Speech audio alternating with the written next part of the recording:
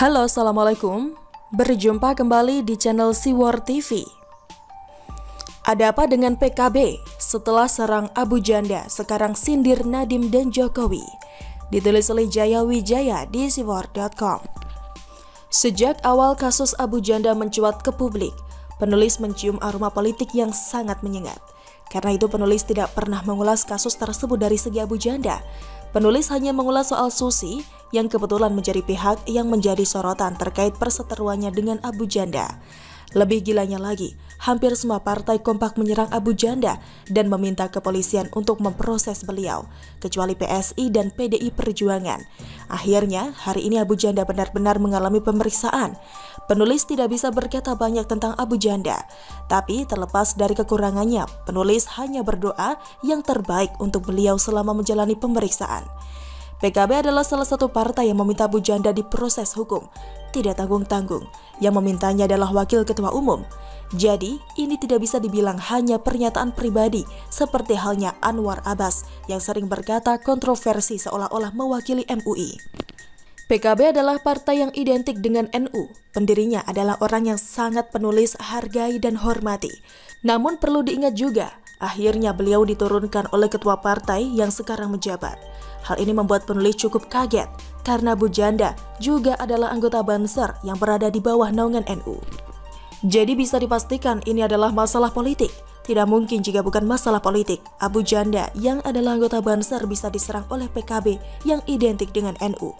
Di sini penulis tidak masuk ke pembahasan Abu Janda, benar atau salah.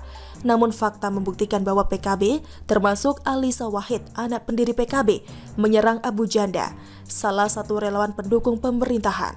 Dilansir CNN Indonesia, Wakil Ketua Umum PKB berkata, "Kalau sudah dilaporkan, tugas polisi menindaklanjuti secara terbuka, adil dan berdasarkan pada bukti-bukti, tidak terkecuali pada Abu Janda. Hukum tidak boleh pandang bulu atau berpihak pada kelompok tertentu," kata Jazilul kepada cnnindonesia.com, Jumat 29 Januari. Itu Abu Janda bisa dibilang masih jauh dari ring kekuasaan Jokowi. Tapi kali ini PKB benar-benar menyerang ke dalam area kekuasaan Jokowi. Tidak tanggung-tanggung, kali ini Nadiem Makarim dan Jokowi yang diserang oleh opini Ketua Umum PKB Muhaimin Iskandar. Ketua Umum PKB menyindir Nadiem Makarim dan Jokowi lewat sebuah video. Video tersebut berisi seorang anak SD menggunakan jilbab sambil menyanyikan sebuah lagu. Liriknya sebagai berikut. "Pak Presiden yang kami hormati, sampai kapan harus begini? Belajar online ini, handphone kami harus beli. Ini menunjuk uang juga susah dicari. Kita tanya, kaya dapat bantuan, tetapi kami gak kedapatan. Apa emang pilih-pilih? Kami ini masih kecil, kagak paham politik, tapi emang kenyataan, yakin gak kedapatan. Pak Presiden yang kami hormati, sampai kapan harus begini? Belajar online ini." Lirik tersebut kebanyakan berbicara mengenai keluhan sekolah online yang disebabkan oleh pandemi, di mana dibutuhkan handphone dan uang untuk berlangganan internet. Untuk hal ini penulis tidak bisa komentar banyak karena hampir seluruh dunia mengalami pandemi ini. Jika dipaksakan dan terjadi penularan, maka pandemi ini akan semakin lama selesai. Namun jika harus dipaksakan, maka harus dilakukan dengan protokol yang sangat ketat. Bagian menarik dari lirik ini adalah terkait dana bantuan.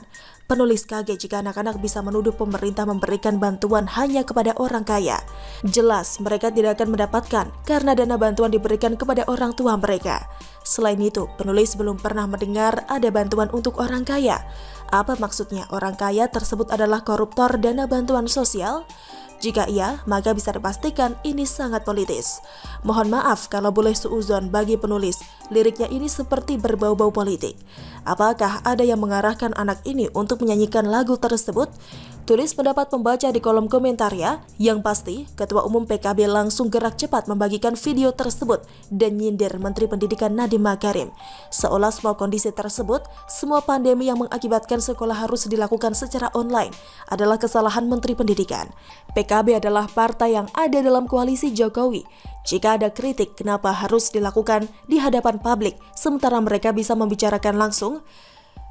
Kenapa Ketua Umum PKB bertingkah seperti oposisi? Jawaban satu-satunya yang masuk akal bagi penulis adalah politik sedang mencari titik keseimbangan baru. Kejadian ini dan Abu Janda yang ditikam teman-teman satu perjuangan adalah bagian dari seleksi alam, agar kita mengetahui mana kawan sejati yang bisa dipercaya dan mana oportunis yang hanya cukup untuk kita ajak kerja sama saling menguntungkan. Kejadian ini membuat penulis paham kenapa Jokowi dalam memilih pejabat tinggi seperti Kapolri kemarin lebih mementingkan faktor kedekatan dan kepercayaan. Begitulah kura-kura. Bagaimana menurut Anda? Silahkan tulis komen Anda di kolom komentar. Jangan lupa untuk like, subscribe, dan share. Siwar TV pamit, sampai jumpa. Wassalamualaikum warahmatullahi wabarakatuh.